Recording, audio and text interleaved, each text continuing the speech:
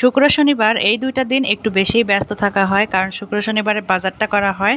অন্য সব দিনও বাজার করা হয়, মোটামুটি যখন যেটা ভালো লাগে নিয়ে আসে। তবে শুক্র শনিবারে একটু বেশি করে বাজার করা হয়, আর সেই সময়টাতে আন্টি শুধু মিস দেয়। তো কি কি বাজার করা হলো, কি কি রান্না করা হলো, সব কিছুই কিন্তু শেয়ার করব আজকের ব্লগে। তো সকালবেলা আব্বু চলে গিয়েছিল বাজারে, আন্টি তখনও আসে নাই। তো ভেবেছিল যে আন্টি আসবে, কিন্তু পরবর্তীতে উনি আর আসেন নাই। তো বড় একটা পাঙ্গাস মাছ আনতে বলেছিল রামিমের আব্বু। রামিমের আব্বু যেহেতু পাঙ্গাস মাছটা একটু পছন্দ করে, তো আব্বু গিয়ে একটা বড় পাঙ্গাস মাছ নিয়ে এসেছে, কিন্তু ভালো করেছে যে কেটে নিয়ে এসেছে। আব্বু সবসময় এটাই করে যে যতই কাজের লোক থাক, একটুখানি বড় মাছ হলেও সেটা কেটে নিয়ে আসে, যাতে একটু কষ্ট কম হয়। তো মাছটা একদম টাটকা ফ্রেশ ছিল। আর মানে পেটির যে মাছগুলো, এগুলো দেখে আমার এত লোভ লাগতেছিল, কারণ পাঙ্গাস মাছের এই পেটির পিসগুলো কিন্তু আমার অনেক অনেক বেশি পছন্দ। আর আব্বু আম্মু পেটির মাছগুলো একদমই খায় না, শুধু হচ্ছে গাদার মাছগুলো খায়। আর আমি আর রামিমের আব্বু এই পেটির মাছগুলো খাই। তো আমি দেখে রাখতেছিলাম আর বেছে বেছে দিচ্ছিলাম যে কোনগুলা দিয়ে কি কি রান্না করব, কোন মাছ দিয়ে আমি পাতুরি বানাবো, পাঙ্গাস মাছের পাতুরি, কোন মাছ ভুনা করব, কোন মাছ তরকারি দিয়ে রান্না করব, এগুলাই ভাবতেছিলাম। তো পাঙ্গাস মাছটা আমি রেখে দেব, আর এই পাশ থেকে হচ্ছে নিয়ে আসছে। এখন যেহেতু নদীতে নতুন পানি আসছে, তো একদম ছোট ছোট কাসকি মাছগুলো পাওয়া যাবে। আর কাসকি মাছগুলো কিন্তু বেশ পরিষ্কার, যেহেতু পানিও অনেক বেশি পরিষ্কার, নদীর পানি, নতুন পানি।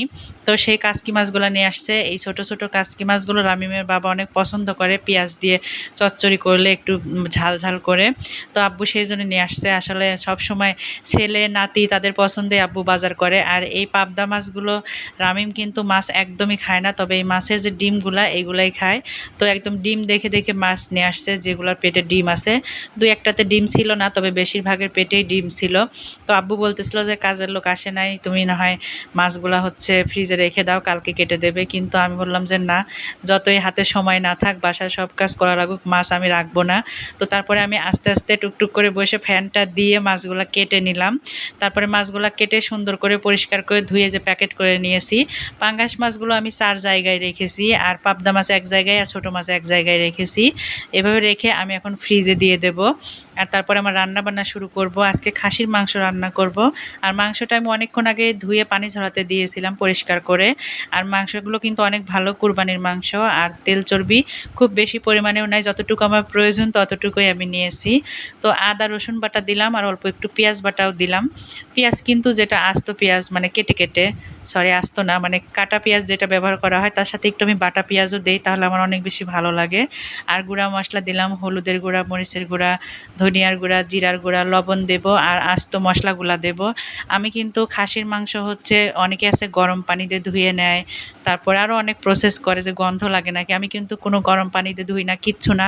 আমি এমনিতেই ভালোভাবে পরিষ্কার করে পানিতে ধুয়ে নেই, আর এইভাবেই রান্না করি, হাতে মেখে, একটুও গন্ধ লাগে না। আর আমার বাসার সবাই আমার হাতের গরুর মাংসের থেকে খাসির মাংসটা আরও অনেক বেশি পছন্দ করে। তো আমি আস্ত রসুনও দিয়েছি, আর সরিষার তেল দিয়েছি, একদম ঝাঝালো সরিষার তেল। সব কিছু দিয়ে একদম ভালোভাবে হাত দিয়ে মেখে নেব।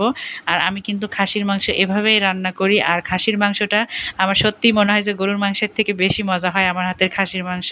দুই পাশে দুইটা বসিয়ে দিয়েছি, এক পাশে হচ্ছে খাসির মাংস, আর এক পাশে হচ্ছে সবজি। সবজিটা হচ্ছে রামিমের বাবাকে ডক্টর বলেছেন যে রেগুলার সবজি খেতে।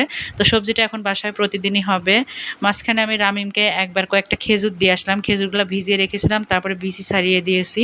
আর এদিক থেকে মাংসে যে পানি বের হয়েছে, তাতেই কিন্তু মাংসটা কষানো হবে, মিডিয়াম আঁচে রেখেছি আমি। আর মাংসটা কিন্তু এই মানে মাংস থেকে যে পানি বের হবে তাতেই সিদ্ধ হয়ে যাবে। তো কষানোর পরে আমি আবারও পানি দিয়ে একদম রান্না করে ভুনা ভুনা করে নেব। আর লাস্টে কিন্তু অবশ্যই ভাজা গরম মশলার গুঁড়া। তো এগুলাই ছিল রান্না বান্না। বিকেলে একটু বাইরে গিয়েছিলাম ছাদে, এত পরিমাণ বাতাস ছিল, অনেক অনেক বেশি ভালো লাগে মানে ছাদে বসে থাকতে। তো কেমন লাগলো আজকের ভিডিও অবশ্যই কিন্তু কমেন্ট করে জানাবেন। সবাইকে অনেক অনেক ধন্যবাদ।